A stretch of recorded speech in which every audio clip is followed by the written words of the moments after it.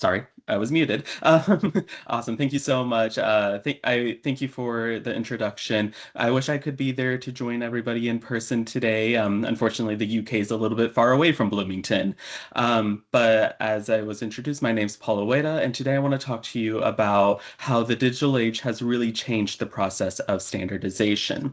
The rationale for this research kind of began with my dissertation research. As part of my dissertation, I was researching orthographic variation in Taigi, which is a Sinitic language that's spoken primarily on the language or on the island of Taiwan.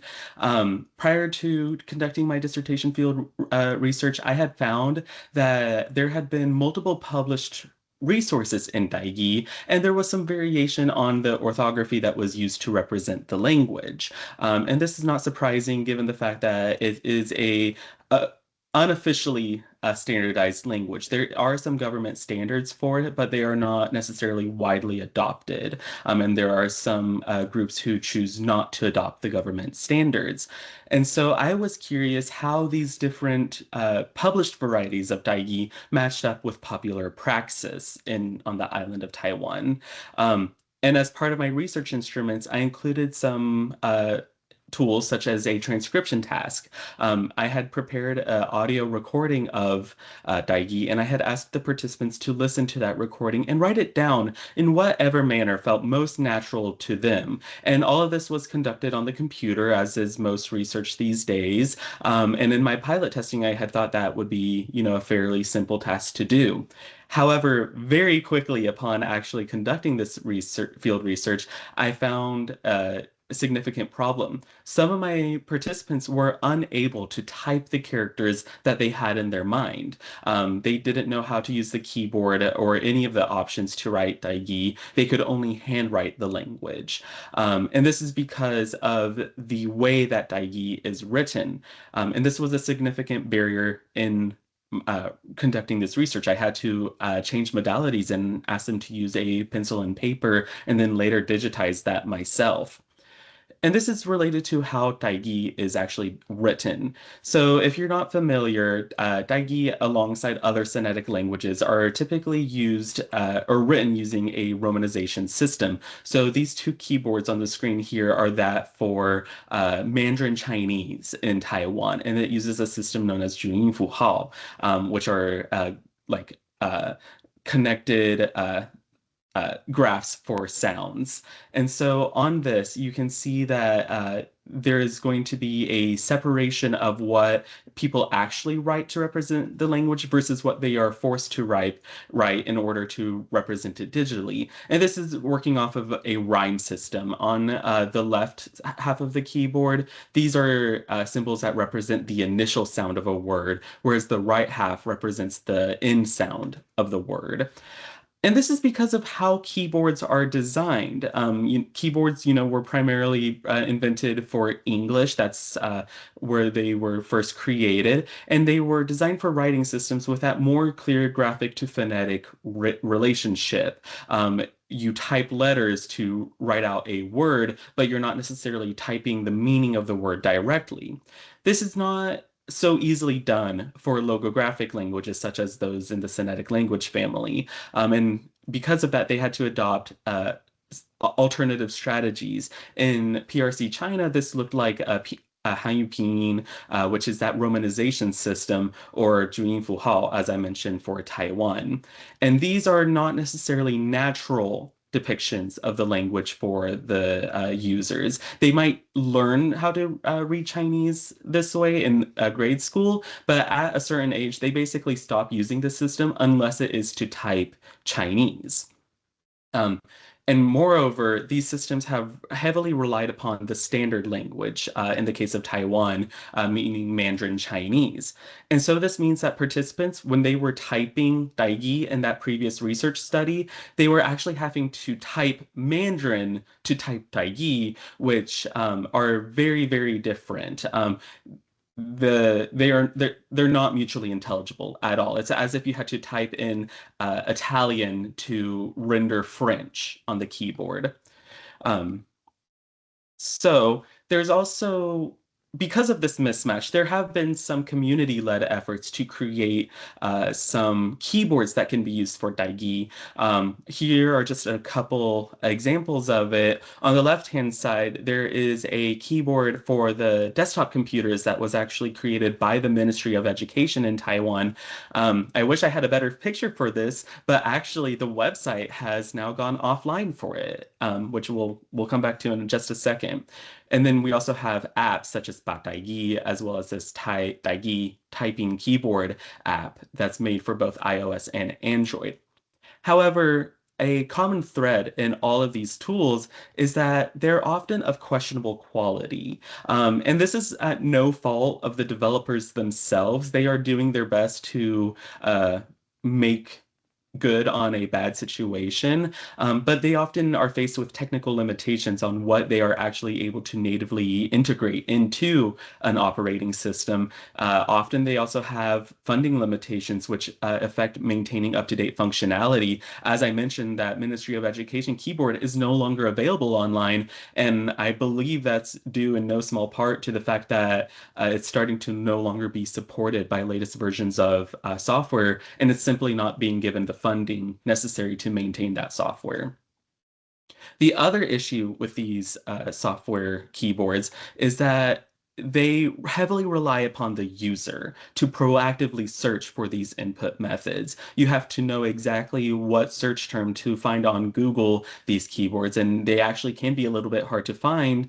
And then once you even get them on your phone or computer, they can be a little bit difficult to set up. And when you're actually typing the language itself, there's a large learning curve because they are all employing different methods of writing Daigi. They're using different romanization schema, or they're using different input methods, such as the one on the right hand requiring voice to text input. And so there's a lot of idiosyncrasies between these different app versions. So even though these methods were available to my research participants, they still had a hard time writing or rendering Daigi in the digital space. So let's kind of break down what those barriers were at a more detailed level. Was it encoding? Um, a lot of times when you have discussions about language access on in the digital space, a lot of the discussion tends to focus on encoding, getting the actual computer graphs into Unicode so that computers can read these graphene or display these graphemes to the individual. However, here encoding is not inherently the issue. Several Taigi specific characters have been encoded into Unicode. I'm not saying that certain problem points don't exist, but the majority of points that were used in my research actually do exist in Unicode. So was it knowledge of scripts? Because I did mention that it's not fully standardized. In this case, it's also not likely the main cause. Participants had a graphic invariant in mind that they wanted to render on in the computer, but they didn't know how to access it. And so this kind of lets us know that it is input method availability, which I believe is the dominant culprit in this specific context because individuals didn't know how to use the input methods in order to write the character that they want. And this stems from a lack of experience on behalf of the users themselves. And it also kind of compounds at the same time with knowledge of input method systems. Other participants knew how to use Mandarin to type the intended character or the other renderings that they wanted. For those individuals who wanted to use that very specific Daigi character, they had to have specialized knowledge, which was not immediately accessible to a speaker of the language to know how to input it in that specific IME. So in this very small microcosm of an example, we can see how failures at multiple system levels rendered an individual unable to access Daigi in their native language. Um, and this is very important because in the context of digitalization of languages, we hear a lot of talk about digitally disadvantaged languages. Um, and a lot of people tout digitalization as being almost the access key to modern computing and the global web. These days, there's many organizations, both academic and nonprofit, that aim to facilitate this access and primarily focus on encoding for these digitally disadvantaged languages. Um, and I don't want to give the wrong impression here. I am so grateful to these different organizations for all of the hard work that they do, and it is very important work. But a lot of times, these efforts are really focused mainly on getting that actual systematic representation in Unicode and not necessarily extending beyond that. Um, as a quick clarification on what digital disadvantaged languages are, these are languages which face multiple inequities in the digital sphere, including gaps in digital support that obstruct access for speakers, poorly designed digital tools that negatively affect the integrity of languages and writing systems, and unique vulnerabilities to surveillance harms for speaker communities. And based off of that definition, Taigi is very much so a digitally disadvantaged language. So, with that said, what were some of the driving questions of this line of inquiry? My first driving question is what group or groups facilitate or prevent a given language's access in the technological sphere? And then how do these technological barriers affect the process of language standardization? And what exactly is language standardization? Well, Haugen in 1966 defined it as consisting of four components, which has been largely agreed upon. The first one is the selection of variety, whose speech serves as the baseline.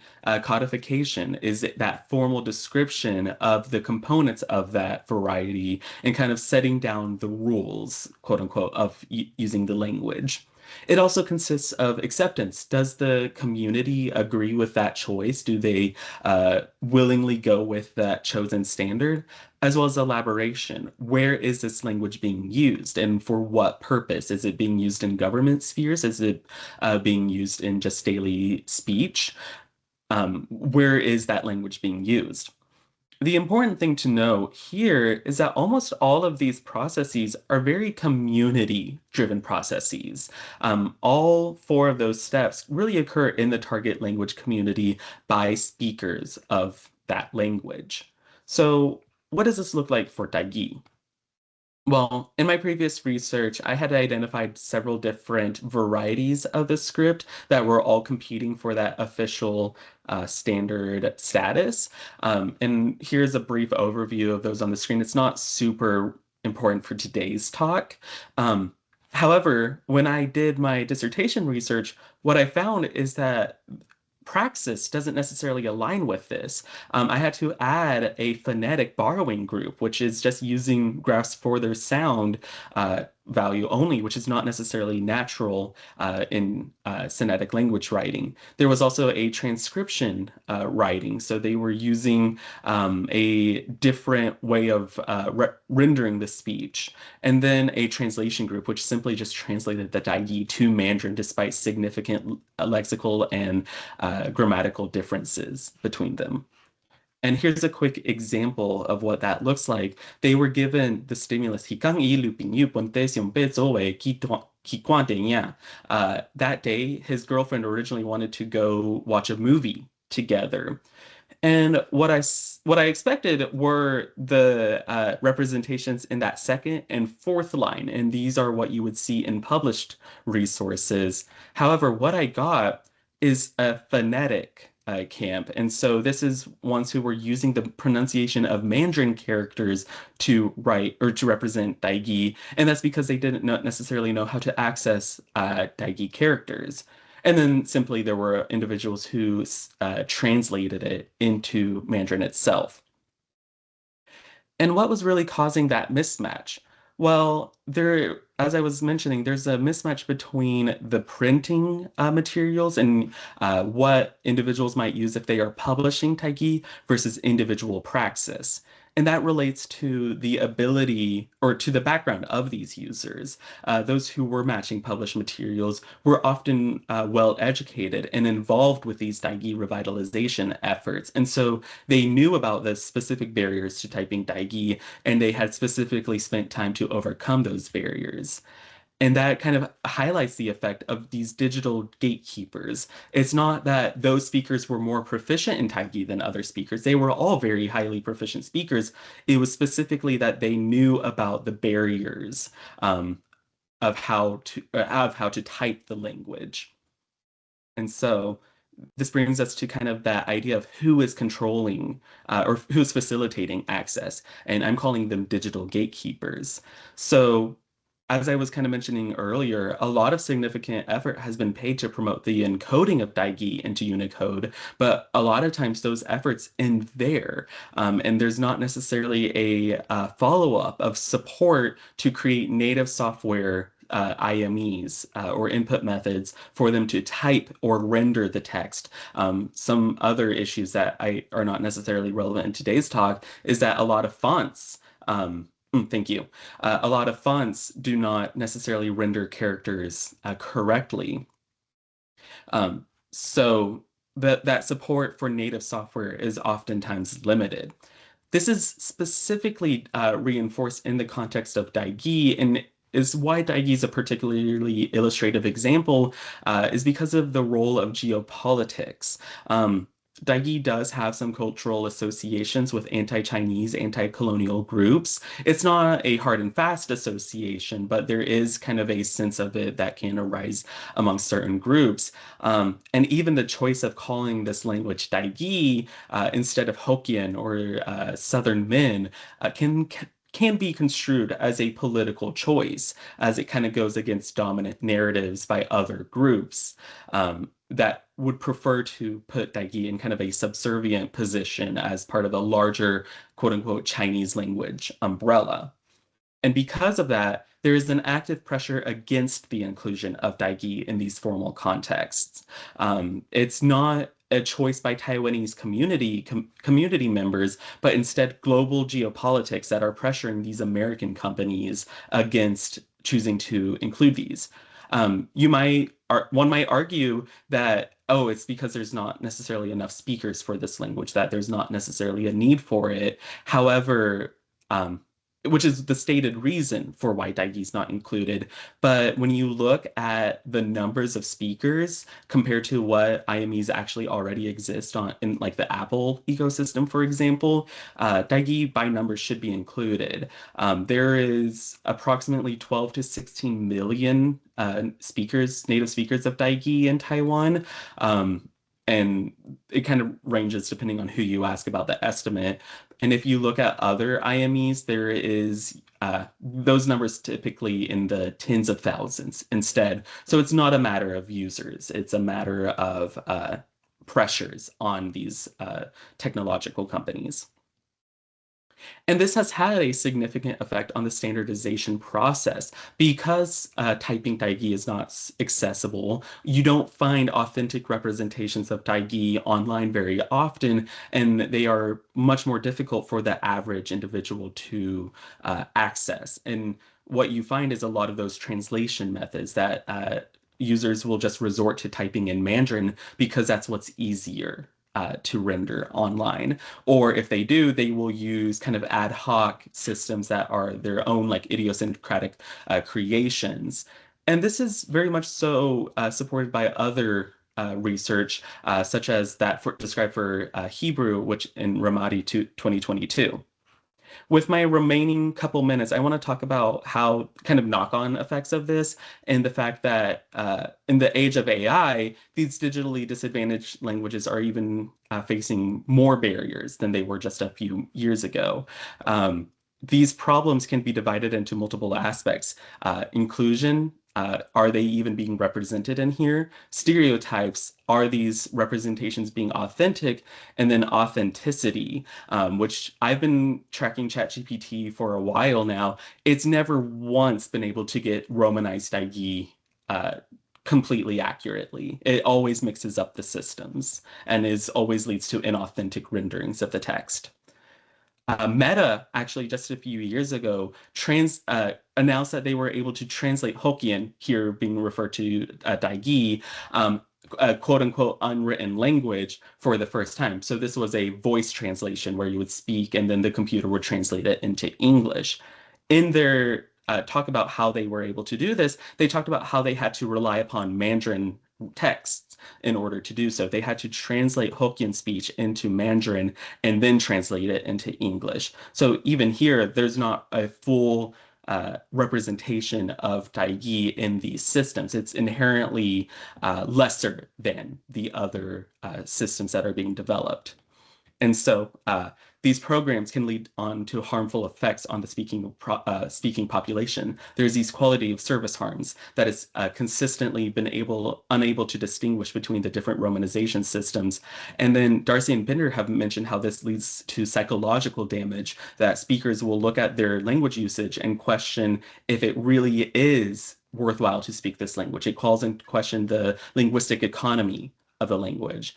And then finally, it really kind of, as seen everywhere today, it really does bring up the issue of misinformation. So, as a very quick wrap up, I want to leave everybody with a question of who gets the voice. Um, Previously, these standardization processes were community internal, and now, as I have shown, they're kind of moving to community external processes, which draws into question power dynamics. Digitalization has been a significant issue for specifically the Semitic language family, as it faces other additional pressures to establish an independent orthography due to the nature of the script itself. And that's because there is that semantic component of these characters that can allow it to be a little bit language agnostic in the representation. And these barriers lead to real effects, harming language standardization efforts and reducing digital participation, and kind of uh, at the next level, affecting language status and the research of these languages. And finally, it kind of calls into attention the role of advocacy. If we are focusing on digitalizing these languages, we need to move just beyond encoding and also trying to petition these larger tech companies such as Google, Meta, Microsoft, and so forth to also include native input methods for these languages. The battle's only half done at encoding. Thank you very much for your attention. Feel free to get in touch with me, and I'm looking forward to any questions in the Q&A.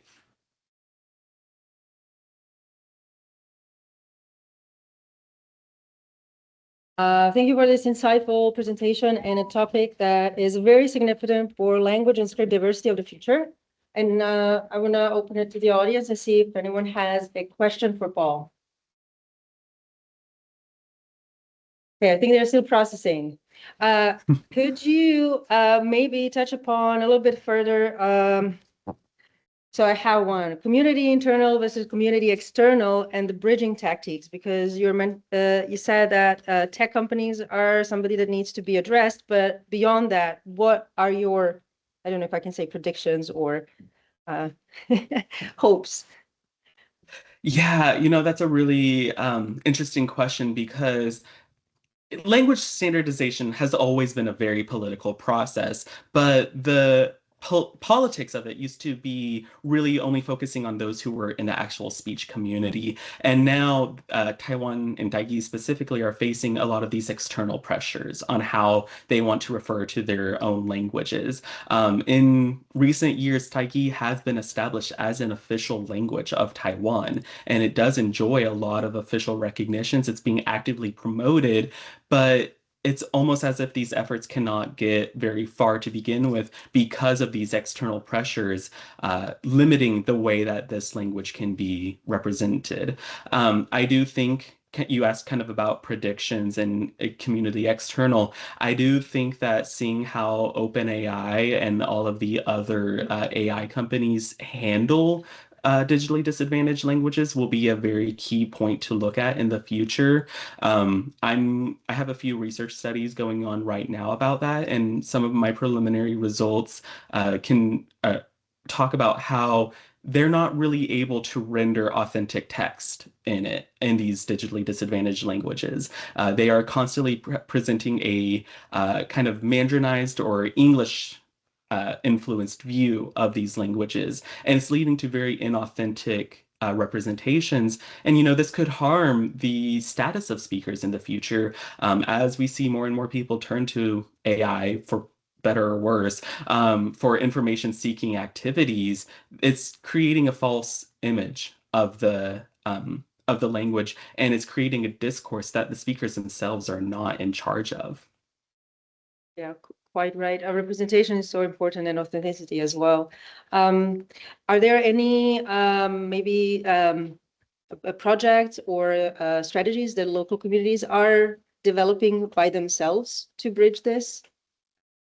Yeah, and I think that's a good question. I think right now there's kind of two primary avenues that are the biggest focus for groups in Taiwan. There's a lot of push on the government to kind of bridge that gap and kind of step in and make those input methods or make the other resources to type Taigi. The issue with that is there's a lot of demands on those systems already. And so Daigi is not always necessarily the highest priority. And that's kind of what I was mentioning with that keyboard no longer having a support these days. And so that means they're going to have to pay again to create a whole new keyboard on it. So there's a lot of pressure on governments to fulfill that gap. And then there's also these kind of grassroots organizations, specifically in the southern part of Taiwan, that's using an alternative romanization scheme that has local history.